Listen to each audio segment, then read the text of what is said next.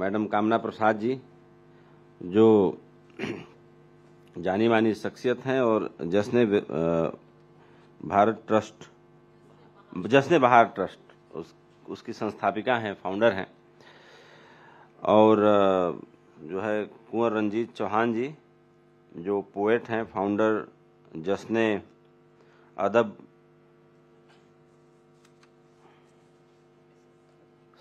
क्या है, साहित्य उत्सव फाउंडेशन, सॉरी। तो यहाँ पे सभागार में जरूर थोड़ी उपस्थिति कम है, लेकिन बात में जो है वजन और असर होना चाहिए। बात कमरे में कई बार अकेले कही जाती है तो दुनिया में फैल जाती है। यहाँ तो फिर भी बहुत सारे लोग हैं। तो जो हमारी उर्दू टीम है, जब मैंने सहारा न्यूज़ नेटवर्क का कार्यभार संभाला था, तब साल 2009 नवंबर का ही महीना था, जिस महीने में हम अभी चल रहे हैं। तो वहाँ पे उर्दू की एक बड़ी ज़बरदस्त टीम हुआ करती थी और करीब 11 शहरों से हम उर्दू अखबार निकालते थे और 7 शहरों से हिंदी निकालते थे। अमूमन होता यह है कि लोग हिंदी जो है मुख्य पत्र ज़्यादा निकालते हैं, उर्दू कम निकालते हैं, लेकिन सहारा में संतुलन उर्दू की तरफ ज़्यादा था। 11 शहरों से उर्दू अखबार था, 7 शहरों से हिंदी अखबार था, सहारा टाइम मैगजीन थी, 7 न्यूज़ के चैनल थे, 3 एंटरटेनमेंट चैनल थे और एक सहारा मोशन पिक्चर करके जो हमारा प्रोडक्शन हाउस था। इस सबको संभालने का और सबको लेके चलने की जिम्मेदारी बहुत सालों तक मेरे कंधों पे रही और ख़ास तौर पे न्यूज़ डिवीज़न को मैंने करीब 15 साल लगातार देखा ग्रुप सीईओ के तौर पे। तो उर्दू के साथ मेरा ये रिश्ता रहा कि उर्दू टीम खुश रहे, बढ़िया से काम करे, ये सारी व्यवस्थाएं मैंने सुनिश्चित की। लेकिन उर्दू के शब्दों का ज्ञान भी बहुत प्राप्त किया, लेकिन एक मलाल रहा कि मैं उर्दू लिखना नहीं सीख पाया। मैंने कुछ प्रयास भी किया था, लेकिन वो रह गया।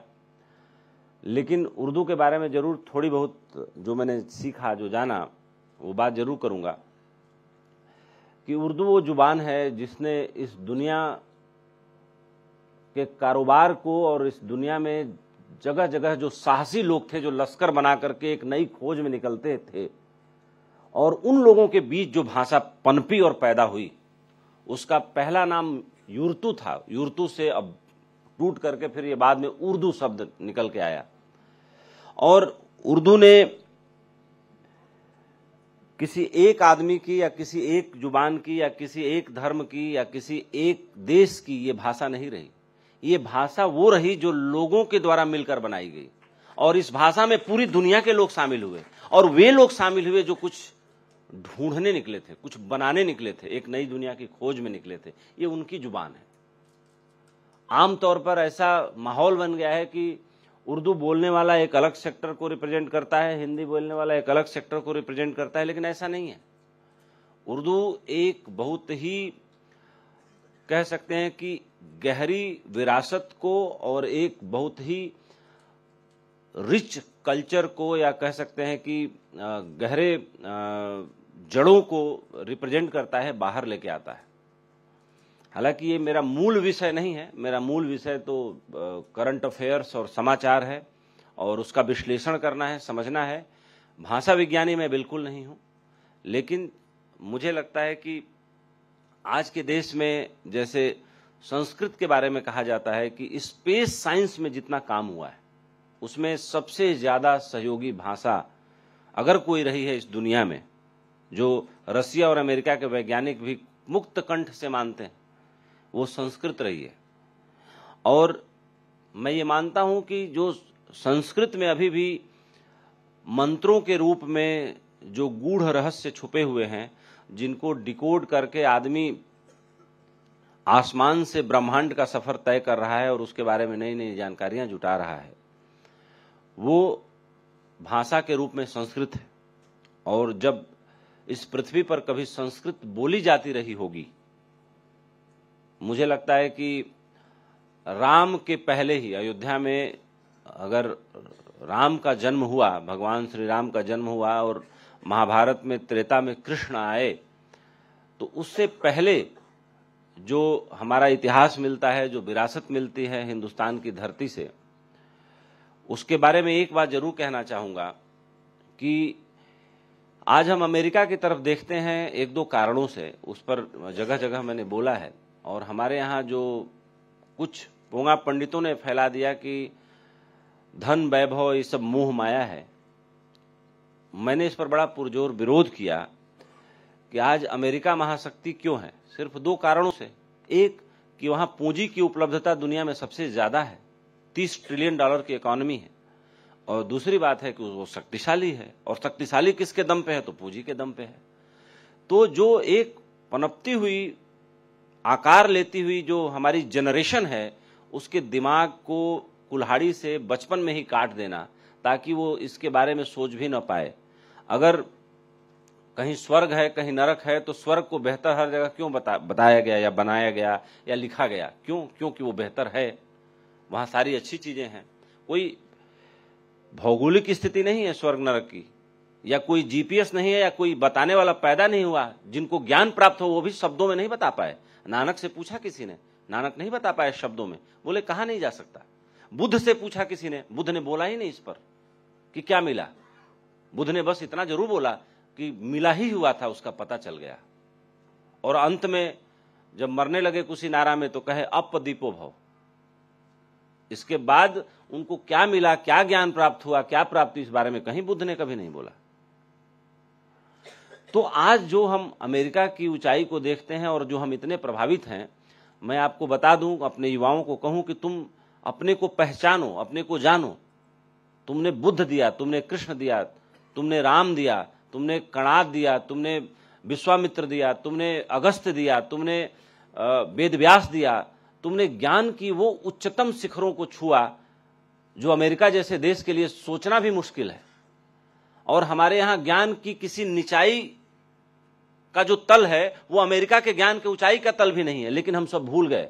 कुछ बात है कि हस्ती मिटती नहीं हमारी, सदियों रहा है दुश्मन दौरे जहां। हमारा अल्लामा इकबाल की एक कविता बड़ी सच थी। कभी हम सोने की चिड़िया थे, कभी हम विश्वगुरु थे, लेकिन अब नहीं है। कब किसी ने यह दर्जा हमसे खींच लिया और कब हम उसका दावा पेश करना भूल गए।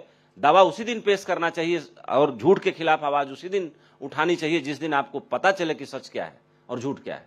लेकिन अगर आप मौन रह जाते हैं तो कहा गया झूठ भी 24 घंटे में सच के रूप में तब्दील हो जाता है। तो हमने अपनी चीजों को पाने की दिशा में चलना ही बंद कर दिया, हमने खो दिया। हम नहीं यात्रा पर निकले। जब हम नहीं यात्रा पर निकले तो और लोगों ने यात्राएं शुरू की, और लोगों ने नैरेटिव बनाने शुरू किए, और लोगों ने इतिहास लिखना शुरू किया। अगर बनारस में बैठे 4 पंडित पंचांग बनाते हैं तो मैं बहुत ज्ञानी लोगों से पूछना चाहता हूं कि वो किस आधार पर बनाते हैं, कैसे उनको सौर की चंद्र की गणनाओं का पूरा ज्ञान होता है, कैसे एक एक दिन उसी हिसाब से घटता है। वो खगोलीय और गणितीय ज्ञान हमारे चंद्र तारों और सौर मंडल के मोमेंट को इतना बढ़िया से किसने लिखा? इतिहास बताता है महर्षि भृगु ने लिखा सबसे गहराई से। और उसके बाद जो रोम की सभ्यता हुई, या जो मैसेडोनिया की सभ्यताएं हुई, या जो पश्चिम की सभ्यताएं, उन लोगों ने यहां से उसको उधार लिया। वो मनोज कुमार के किसी मूवी का गाना है ना कि जब शून्य दिया जब भारत ने, तो गणित का जो ज्ञान यहां था। भाई रामानुजम के बारे में प्रोफेसर हार्डी ने जो लिखा वो आश्चर्यचकित करता है। पता नहीं यहां पे आप लोगों ने पढ़ा ही होगा कि दक्षिण भारत के किसी कलेक्टर के ऑफिस में वो क्लर्क थे, लेकिन ज्यामितीय प्रयोगों के बारे में जो काम करते रहते थे अपना काम निपटाने के बाद, तो किसी ने शिकायत कर दी डिस्ट्रिक्ट मजिस्ट्रेट को। एक आदमी है जो काम नहीं करता, डिस्ट्रिक्ट मजिस्ट्रेट मैथमेटिक्स का विद्यार्थी था। वो आया, देखा, तो बोला क्या करते? उठा के देखा तो उसकी आंखें फटी की फटी रह गई। बोला ये तुमने लिखा है? बोला मैंने लिखा है। क्या करते हो? बोला काम निपटा के यही करता हूं। और उसने वो जो उनके ज्यामितीय प्रयोग थे और जो प्रमेय उन्होंने सिद्ध किए थे, उन्होंने हार्वर्ड के उस वक्त के सबसे बड़े गणितज्ञ पश्चिम के प्रोफेसर हार्डी को भेजा। और प्रोफेसर हार्डी ने पढ़ने के बाद उनके पैरों तले जमीन खिसक गई और उन्होंने प्लेन का टिकट कटवा के रामानुजम को उस वक्त में बुलवाया, लंदन अपने पास रखा, और उन्होंने अपने जीवनी में लिखा कि रामानुजम जैसा मैथमेटिक्स में ब्रेन न पैदा हुआ है न होगा, लेकिन तब तक प्रोफेसर हार्डी को ही लोग जानते थे कि दुनिया में सबसे मशहूर मैथमेटिशियन है। बहुत सारी कहानी मैंने रामानुजम के बारे में पढ़ी है, वो अभी वक्त नहीं है। यहाँ पे जो है बहुत सारे हमारे सम्मानित अतिथि बैठे हुए हैं, आप उनको सुनिए, उनके विशेष ज्ञान को सुनिए।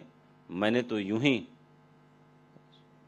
स्वागत भाषण की तरह स्वागत करते हुए कुछ बोल दिया, कुछ गलत बोला हो तो क्षमा करिएगा।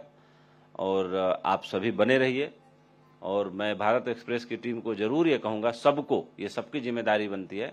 उर्दू टीम ने तो कार्यक्रम करके दिखाया, मेहनत किया, लेकिन आगे से हाल भरने की जिम्मेदारी सबकी बनती है, किसी एक आदमी की नहीं बनती। तो इसी के साथ अपनी बात को विराम देता हूँ। जय हिंद, जय भारत।